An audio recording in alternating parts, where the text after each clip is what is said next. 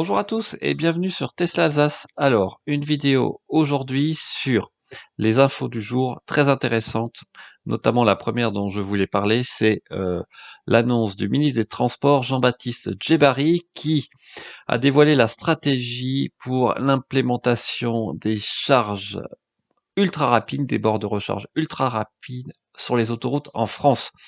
Donc, très très intéressant, je vous montre sur l'écran. Voilà, il montre sur Twitter tous les points qui, d'après lui, d'ici 2 ans, auront des aires de service avec des bornes de recharge ultra rapides, donc jusqu'à 150 kilowatts, ce qui est parfait, avec une aide pour financer l'installation de ces bornes, hein, de 10 à 30%, avec un bonus même pour ceux qui, pour les 150 premiers points de recharge. Donc c'est quand même une très très bonne nouvelle, hein. C'est une enveloppe de 100 millions d'euros. A priori, d'après Automobile Propre, le coût d'une installation d'une borne ultra rapide est entre 50 000 et 100 000 euros et les opérateurs doivent déposer un dossier jusqu'au 30 juin 2022. Donc ça sera vraiment une super nouvelle. Bon, c'est que déjà de son côté Total commence à implanter son propre réseau dans ses stations, que ça soit sur autoroute ou sur route nationale, et je crois 300 bornes d'ici fin 2022 également. Donc on peut espérer d'ici 2 à 3 ans avoir un réseau de maillage correct pour pouvoir voyager, quelle que soit sa voiture électrique, à condition quand même qu'elle ait une capacité minimale, on va dire, de 50 kWh pour avoir un peu quand même de pouvoir faire 200 kilomètres entre 2 charges minimum, et traverser la France en toute quiétude. Je croise les doigts, en tout cas, c'est une très bonne nouvelle. Alors l'autre information dont je voulais parler évidemment, c'est Audi, hein. J'avais fait un commentaire sur ma chaîne qui envisagerait de développer son propre réseau de superchargeurs. Alors c'est d'après la déclaration du patron de la marque, Marcus Dressman, mais j'y crois pas trop. Effectivement, j'ai eu des commentaires sur ma chaîne. Je pense pas qu'il ait dit qu'il voulait pas des véhicules qui tombent en panne en raison du manque de bornes de recharge. Ça incite vraiment pas à acheter une Audi électrique. Mais en fait, ce qui est intéressant, c'est que l'administration allemande n'est pas très, on va dire optimiste, hein, pour l'implémentation de ce réseau spécifique de Audi. Mais enfin, en tout cas, ça fait sens. Ce serait spécifique à Audi et à Porsche, et on connaît bah, la marque, hein, qui a commencé par cela avant de vendre ses voitures presque, c'est Tesla. Donc à voir comment ça va s'associer avec les autres initiatives, notamment de Ionity, qui inclut aussi Audi d'ailleurs, ou les autres fournisseurs d'énergie, que ce soit en Allemagne ou en France.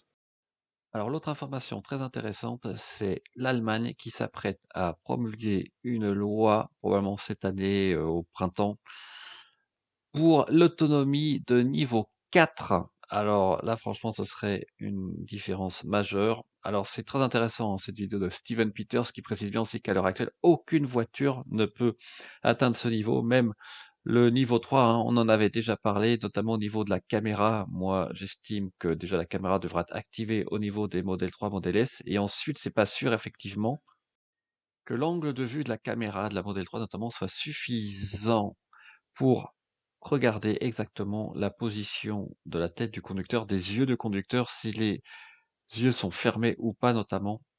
Donc ça va être intéressant. En tout cas, on voit que l'Allemagne progresse et que concrètement, dès cette année, on pourra avoir, non pas au niveau des véhicules particuliers, mais au niveau des véhicules d'entreprise, comme de certains bus électriques, une conduite autonome de niveau 4, par exemple, sur des trajets bien précis.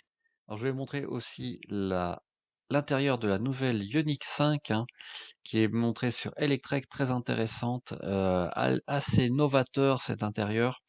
Alors, on a l'impression qu'il y a un écran aussi très large à droite et même en face du conducteur, très très novateur. Et je vais montrer aussi bah, cette petite partie qui est intéressante. On voit la console centrale qui peut se déplacer a priori avec le siège passager pour laisser plus de place à droite du conducteur. Donc c'est plutôt intéressant et j'ai hâte de voir les performances en termes de consommation de cette fameuse Ioniq 5.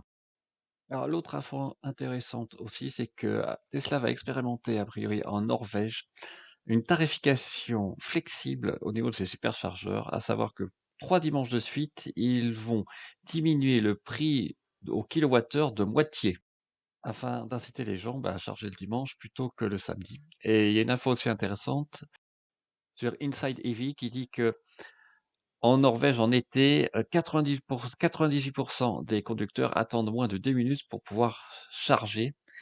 Ce qui veut dire que, bah, en Norvège, on peut aussi attendre avant de pouvoir charger un superchargeur, mais dans des limites raisonnables.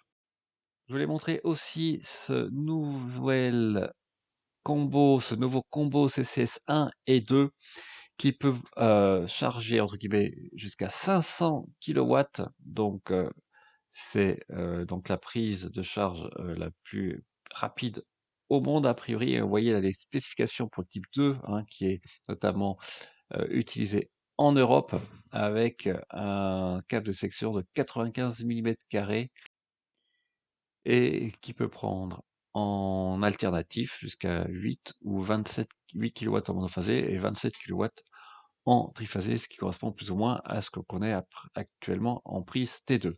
Et enfin, je vais montrer la voiture de l'année, à savoir le Peugeot Rifter électrique avec, en fait, toujours, la même plateforme, hein, de batterie, de Peugeot, la même que sur la i208 ou i2008. Donc un pack de 50 kWh avec une autonomie jusqu'à 280 km WLTP. L'intérieur a l'air pas mal et puis évidemment l'avantage là, c'est que vous avez un coffre immense avec un style assez moderne à l'intérieur. Donc pour les familles, hein, qui voyagent pas loin et qui ont besoin de beaucoup, de chargement, ça peut être une alternative intéressante. Voilà, bah, écoutez, j'espère que cette petite vidéo vous a plu. N'hésitez pas à laisser des commentaires, des pouces bleus, utilisez le moyen de parrainage ou vous abonner si le cœur vous en dit. Bonne semaine, au revoir.